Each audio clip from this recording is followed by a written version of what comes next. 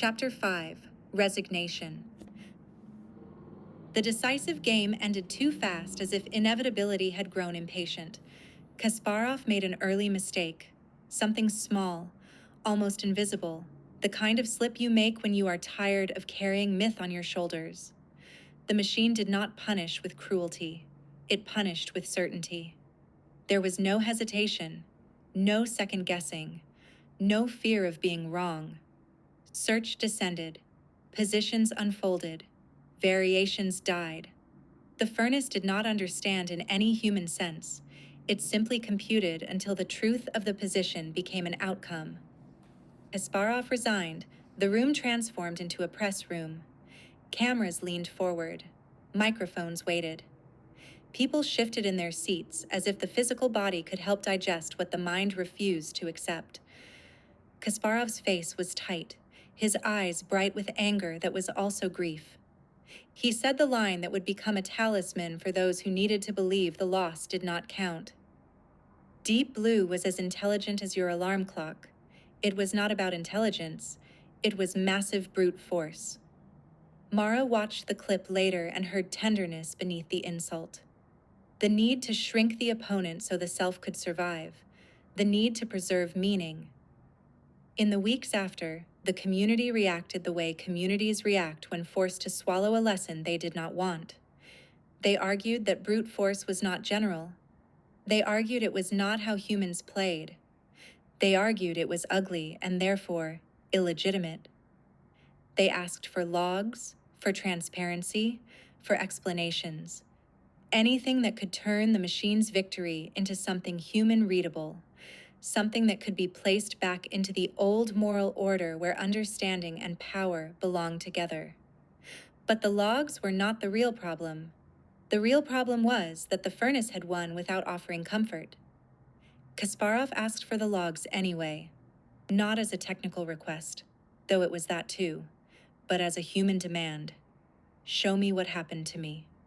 Give me the transcript of my defeat. Give me a reason I can hold.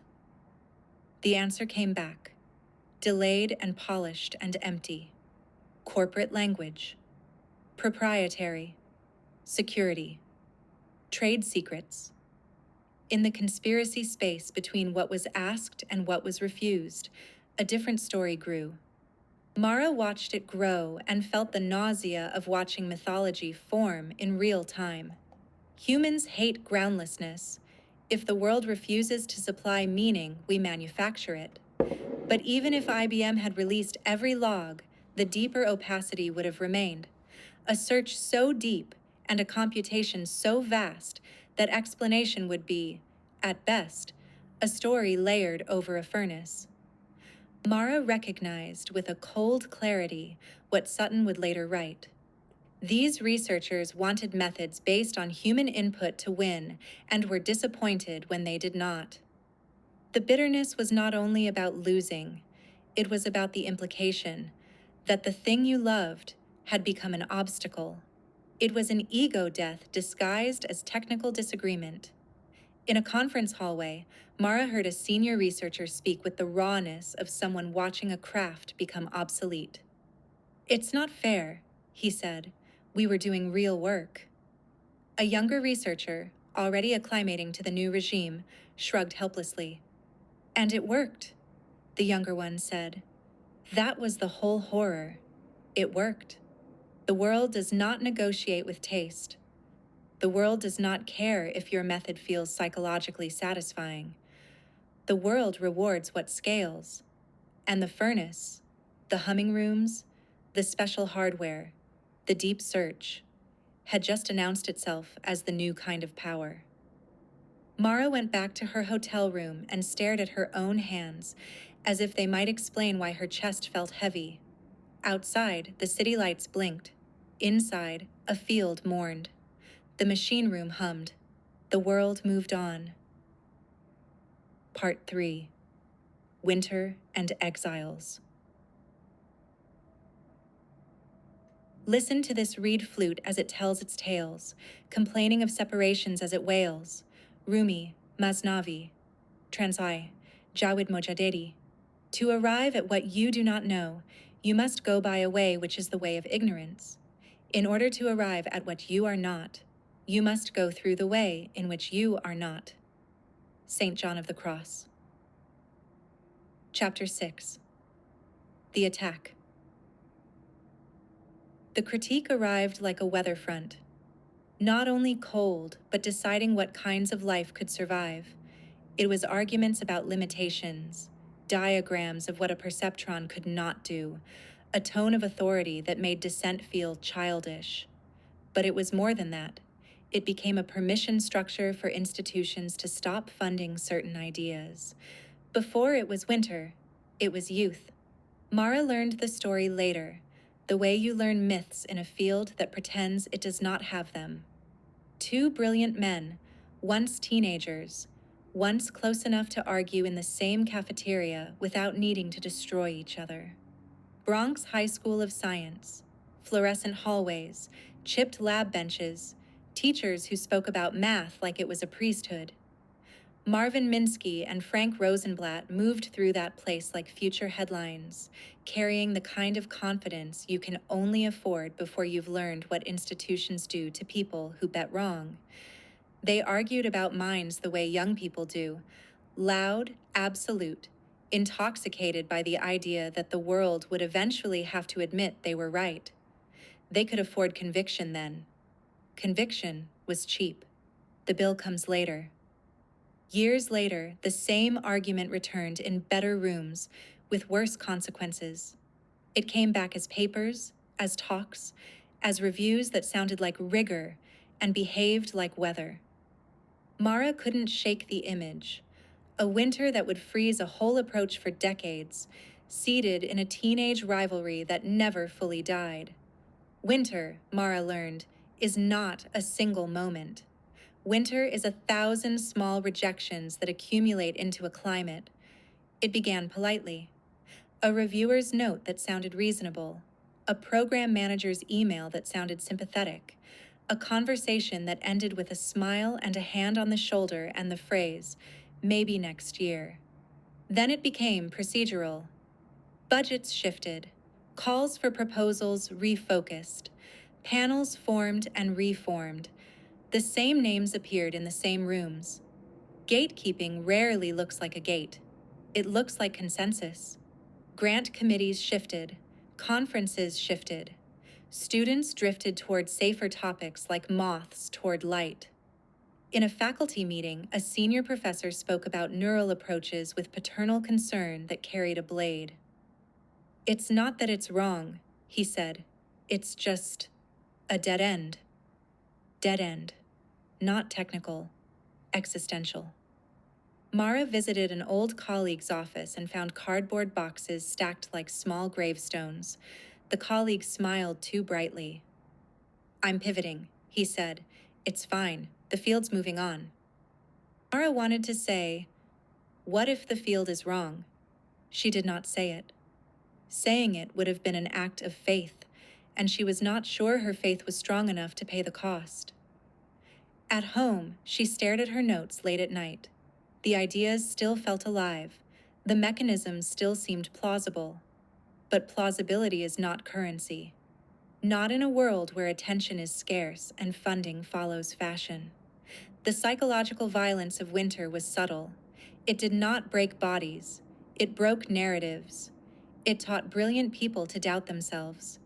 It taught them that being out of sync with the field meant being out of sync with reality. Some left. Some adapted. A few stayed. Stubborn believers who clung to top-down conviction when experiments contradicted them, when grants vanished, when colleagues smiled politely and changed the subject. Mara learned a new kind of paranoia. Not fear of being wrong, but fear of being unmentionable. To be unmentionable is worse than to be refuted. Refutation acknowledges you exist. In the winter, some ideas didn't even get refuted. They simply disappeared from agendas. And then, because history is not content to be purely intellectual, the winter took its champion. The drop that left its homeland, the sea, and then returned. It found an oyster waiting and grew into a pearl. Rumi, Divan Transgr A. Nicholson. On July 11th, 1971, the Chesapeake Bay looked harmless. The water carried that soft summer glitter that tricks you into thinking. The air was thick with salt and sun, the kind of air that makes you believe in weekends and second chances. Frank Rosenblatt took a small boat out like a man trying, briefly, to be ordinary. He was 43. He was heavy with the weight of a decade of arguments. He had spent years living inside other people's projections, journalists hungry for prophecy, colleagues hungry for refutation, institutions hungry for permission to redirect money. Even his failures had become public property. Even his hopes had been audited. On the bay, the horizon did not care about funding cycles. Near the marsh edges, reeds stood in loose crowds, thin stalks lifting and bending with the smallest insistence of wind. They made no music. They only moved, cut from their own quiet meaning by every passing boat's wake, left to complain without anyone calling it a complaint. Rosenblatt watched them without thinking a metaphor all the way to the end. He wasn't trying to be poetic. He was trying to be unobserved. But the mind that builds models never quite turns off. It only changes domains. It kept looking for a pattern that would let him believe the world was still coherent. He steered the Pandora, a name that felt like a private joke, out past the shallows. The engine hummed, a steady mechanical heartbeat that felt simpler than any neural network. Here, cause and effect were linked by gasoline, not by weights. He closed his eyes for a second, feeling the sun on his face.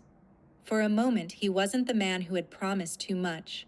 He was just a body in space, floating on a surface that supported him without asking for a theorem. Then the engine stuttered, a small cough of mechanical dissatisfaction. Rosenblatt glanced down, annoyed. He checked the line. He checked the fuel. He leaned over the side, shifting his weight, trying to see if the propeller had caught a weed. The bay was calm, but water is never truly still. It breathes. A swell lifted the hull. Just a few inches. A small, indifferent shrug of the ocean. Rosenblatt lost his footing. There was no cinematic scream. There was no flash of life review. There was just gravity, and the sudden, shocking cold of the water, and the heavy thud of a body hitting a hull that didn't care who had built it. The boat drifted. The water closed over a mind that had tried to build a mind. For a beat, he surfaced, lungs burning, eyes wide. The world snapped into brutal clarity. Sunlight flashed on ripples. The boat's side rose above him like a wall. He reached for it, and his fingers slid on wet paint. Salt filled his mouth. The bay was not kind about oxygen. It offered no time for second chances, only a slow, bureaucratic subtraction. Breath, then less breath, then the panic that arrives when the body realizes the mind's plans are not relevant anymore. He tried to shout. The sound came out as a cough, and then as nothing at all. In that last short interval when a person is still a person, Rosenblatt did not think about perceptrons or proofs. He thought, stupidly, about how ordinary the water looked from above, how easy it had been to believe it would hold him. Then the ordinary turned absolute. The drop returned to its homeland, not triumphant, not enlightened, just returned. The bay accepted him without comment. It happened quickly. It happened quietly. There were no witnesses to record the final error rate. Later, a colleague in a fluorescent office, summer heat trapped behind sealed windows, answered a ringing phone with the tired cadence of academic life. "Lab," they said. The voice on the other end sounded wrong, as if the words were being forced through a throat that did not want to be responsible for them. There was a pause, a breath. Then the sentence that collapses a person into past tense. When the colleague hung up, they sat very still. Their hands hovered above a stack of papers, drafts, reviews, the debris of argument. For a moment, None of it had weight. The room felt thin. The air conditioning hissed like it was trying to cover up the fact that the world had changed. On the top page, Rosenblatt's name appeared in the small, formal font of a citation, as if the page had already begun converting him into a reference. The colleagues stared at the letters until they stopped being a name and became a whole. A space where future conversations would now have to talk around what he might have said if he had lived. They thought about the boat and the way it drifted, unmanned, still afloat, still functional, an instrument without a player, a vessel without the breath that makes it sing. News travels through a field the way cold travels through a building. Door to hallway, hallway to stairwell, stairwell to every room where someone still believes. Marvin Minsky heard in a corridor between meetings, and said it in the careful tone people use when they are afraid a fact might splash. Rosenblatt, dead. Minsky stopped walking. He stood in the middle of the hallway, a folder of grant applications tucked under his arm. Around him, students moved in the blur of youth. For a second, his face held no victory. It held no grief either. Not the kind that asks for consolation. It held a glitch. He stared at the floor tiles. He was trying to compute a world where the opposition was gone. He had defined himself against Frank for so long that the absence felt structural, like a wall he had been leaning against had suddenly vanished. An accident? Minsky asked. His voice was flat. Yes, a boat. Minsky nodded once, to nobody. He adjusted the folder under his arm. He looked at a nearby chalkboard covered in symbols, logic, predicates, clean proofs. He was young, Minsky said. It wasn't a sentiment. It was a calculation,